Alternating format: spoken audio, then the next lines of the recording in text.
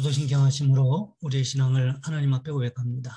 나는 전능하신 아버지 하나님, 천지의 창조주를 믿습니다. 나는 그의 유일하신 아들 우리 주 예수 그리스도를 믿습니다.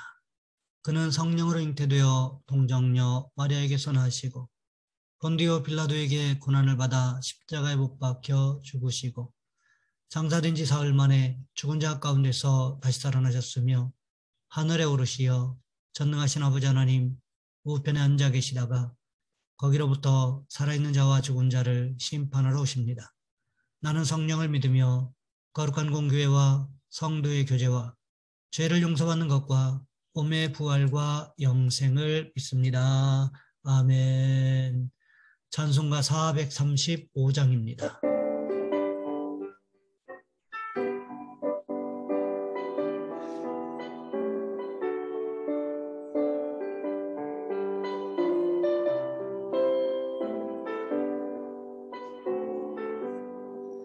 나의 영원하신 기업 생명보다 귀하다.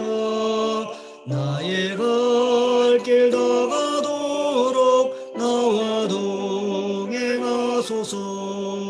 주께로 가까이 주께로 가오니 나의 갈 길 다가도록 나와 동행하소서.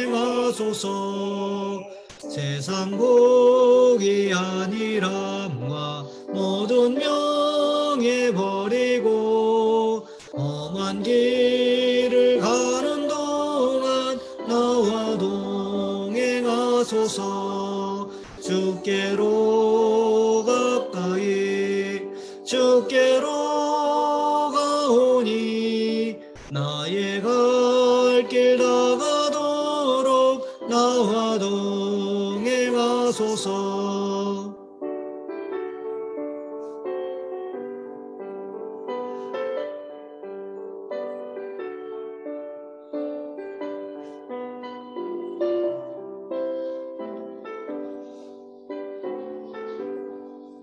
모든 골짝 지나가며 험한 바다 건너서 전국문에 이르도록 나와 동행하소서.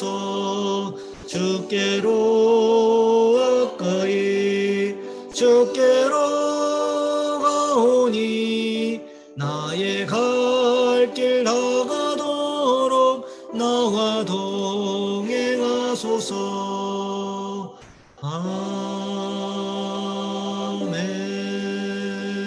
아멘. 오늘 말씀 열왕기하 22장에서 보겠습니다. 열왕기하 22장 8절로 13절까지 말씀입니다. 제가 가진 성경으로는 구약 성경 601쪽에 있습니다. 제가 봉독해 드립니다. 대제사장 hil기야가 서기관 사반에게 이르되 내가 여호와의 성전에서 율법책을 발견하였노라 하고 hil기야가 그 책을 사반에게 주니 사반이 읽으니라. 서기관 사반이 왕에게 돌아가서 보고하여 이르되 왕의 신복들이 성전에서 찾아낸 돈을 쏟아 여호와의 성전을 맡은 감독자의 손에 맡겼나이다 하고 또 서기관 사반이 왕에게 말하여 이르되 제사장 hil기야가 내게 책을 주더이다 하고 사반이 왕의 앞에서 읽음에 왕이 율법책의 말을 듣자 곧 그의 옷을 찢으니라. 왕이 제사장 hil기야와 사반의 아들 아히감과 미가야의 아들 악볼과 서기관 사반과 왕의 시종 아사야에게 명령하여 이르되 너희는 가서 나와 백성과 온 유다를 위하여 이 발견한 책의 말씀에 대하여 여호와께 물으라. 우리 조상들이 이 책의 말씀을 듣지 아니하며 이 책에 우리를 위하여 기록된 모든 것을 행하지 아니하였으므로 여호와께서 우리에게 내리신 진노가 크도다. 아멘. 오늘 본문의 말씀을 가지고 부흥의 시작이라는 제목으로 함께 말씀을 살펴보겠습니다. 미국 에즈베리 대학교의 대부흥운동이 미국 교회사에 기록되어 있습니다. 1969년 8월 15일 뉴욕 우드스탁에서 락 페스티벌이 열렸는데 약 30만 명의 젊은이들이 모여서 3일 동안 거기서 축제를 벌였습니다.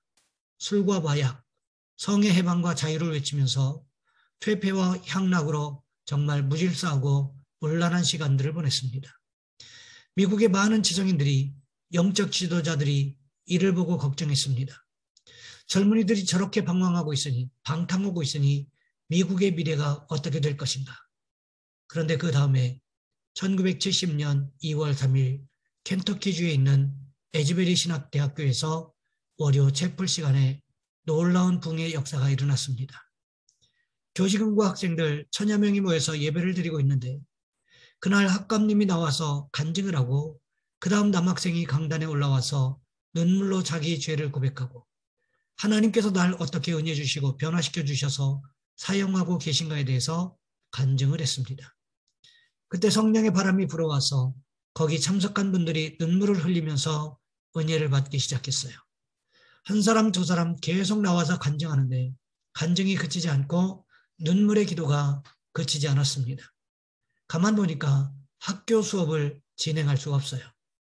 학교의 모든 수업을 휴강하고 기도 모임이 일주일 동안 계속되었습니다. 일주일 동안 큰 붕의 역사가 에즈베리 신학교에 일어나서 미국 전역을 영적으로 뒤흔들었습니다. 그래서 많은 대학에서 다시금 영적 부흥이 일어나고 새롭게 회복되었는데 2006년도 2월 7일 다시 이 학교에서 놀라운 부흥의 역사가 일어납니다. 월요일 채플로부터 시작해서 목요일까지 4일 동안 주님 앞에 성령 충만한 기도 시간을 갖는 역사가 나타났습니다. 목요일 채플을 인도한 레더 총장이 이렇게 고백합니다. 하나님께서 에즈베리 캠퍼스를 계속 움직이셨습니다. 학교 채플 시간에 하나님의 놀라운 권능과 은혜가 임한 이후 학교 예배당은 학생들로 꽉 차 있었습니다. 지난밤 12시에는 700명이나 있었고 몇몇은 새벽 4시까지 머물렀습니다. 우리는 떨리는 마음으로 기대감을 가지고 오늘 아침 기도와 찬양을 위해 채플에 모였습니다. 하나님께서는 우리를 실망시키지 않으셨습니다. 첫 찬양부터 학생들이 단 앞으로 몰려나오기 시작했습니다. 곧 강단은 학생들로 다시 가득 찼습니다.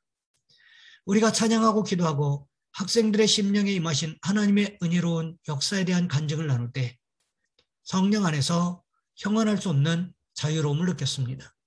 그것은 전적으로 성령의 역사였습니다. 오늘 본문에도 보시면 이와 같은 부흥 운동의 시작과도 같은 일들이 벌어지기 시작합니다.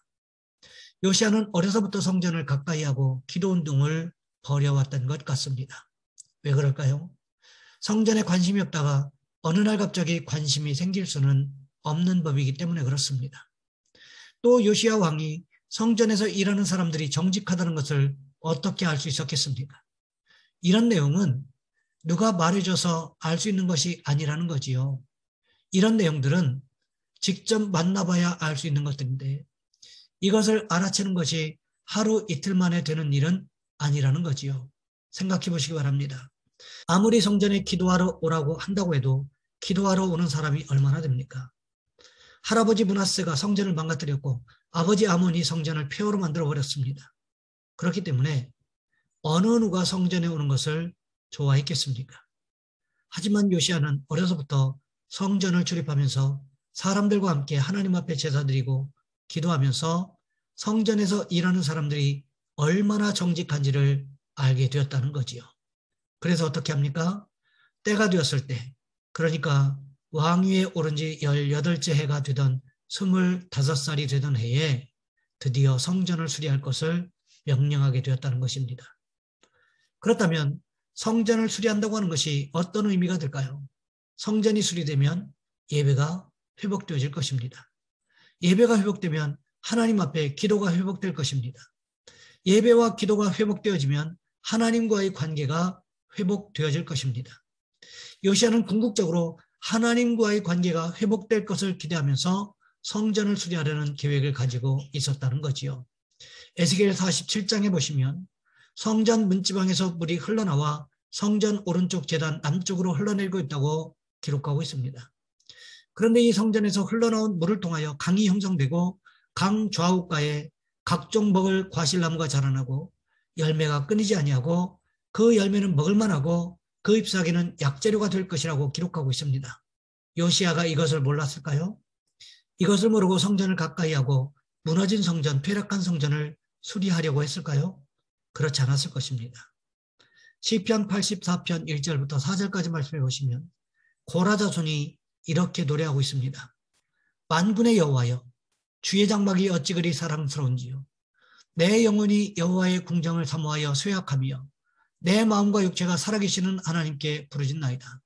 나의 왕 나의 하나님 만군의 여호와여, 주의 제단에서 참새도 새집을 얻고 제비도 새끼들 보금자리를 얻었나이다. 주의 집에 사는 자들은 복이 있나니 그들이 항상 주를 찬송하리라 셀라. 이런 비밀을 요시야 왕이 알았을 것입니다. 그랬기 때문에 하나님의 성전을 수리할 마음이 있었을 것이라는 거지요. 예수님은 무엇이라고 말씀하셨습니까? 마가복음 11장 17절 말씀해 보시면 내 집은 기도하는 집이라고 했습니다. 그런데 중요한 것은 성전만 수리한다고 해서 하나님의 백성들이 저절로 보이고 성전에서 뜨겁게 기도하는 것은 아니라는 거지요. 요시야 왕이 비싼 돈을 들여서 성전을 수리한다고 한들 정작 백성들이 성전에 모여 기도하지 않는다면 헛수고에 불과할 뿐이라는 거지요. 그렇기 때문에 성전을 수리하는 것도 중요하지만 그것보다도 더 중요한 것은 예배의 회복이었고 말씀의 회복이었던 거지요. 그런데 어떻습니까?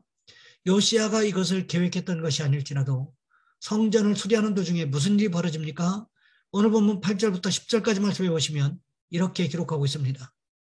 대제사장 hil기야가 서기관 사반에게 이르되 내가 여호와의 성전에서 율법책을 발견하였노라 하고 hil기야가 그 책을 사반에게 주니 사반이 읽으니라. 서기관 사반이 왕에게 돌아가서 보고하여 이르되 왕의 신복들이 성전에서 찾아낸 돈을 쏟아 여호와의 성전을 맡은 감독자의 손에 맡겼나이다 하고 또 서기관 사반이 왕에게 말하여 이르되 제사장 hil기야가 내게 책을 주더이다 하고 사반이 왕의 앞에서 읽으매 성전을 수리하다가 무엇을 발견했습니까? 율법책을 발견했다는 것입니다. 요시야 왕 바로 전에 아버지 아몬 왕이나 할아버지 므낫세 왕이 무슨 일을 벌였습니까? 우상 숭배하는 일을 벌였겠지요. 그렇다면 무슨 일도 했을까요? 하나님의 성전을 파괴하는 일도 했지만 또 하나는 하나님의 말씀을 없애려고 했을 것입니다. 아마도 하나님의 말씀을 기록한 양피지를 모두 불태워 없애려고 했을 것입니다. 왜요? 하나님의 말씀을 없애면 하나님의 백성들은 무용지물이 된다는 것을 알았던 것 같습니다. 그렇게 하나님의 말씀을 기록한 양피지를 모두 불태우는 가운데 이런 엄청난 핍박과 박해 가운데서 누군가가 하나님의 성전 가장 깊은 곳에 어느 누구도 찾을 수 없을 만한 곳에 율법책을 숨겨놓았던 것 같습니다. 그런데 무슨 일이 벌어졌습니까? 그 율법책이 발견되었다는 거지요. 그렇습니다. 하나님께서 주신 부흥이 시작되는 곳에는 반드시 말씀의 회복이 있다는 거지요. 율법책이 발견된 것이 아무것도 아닌 것 같아도 결국 요시야의 종교개혁은 여기에서부터 시작되었다는 것입니다. 그러니 우리도 어떻게 할까요? 날마다 하나님의 말씀을 가까이 하는 축복이 있으시기를 주님의 이름으로 부탁을 드립니다. 이 시간 우리 한 목소리 함께 기도하겠습니다. 하나님, 우리도 하나님의 말씀을 가까이 하여 하나님 예비하신 축복의 주인공들이 될 수 있도록 도와주옵소서. 또한 기도하실 것은 우리의 자녀손들을 위하여 지혜와 명철을 달라고 만남의 축복을 주시라고 이 시간 우리 주여 한번 간절히 부르신 후에 한 목소리 함께 기도합니다. 주여, 사랑의 하나님, 우리를 도와주시기를 원합니다.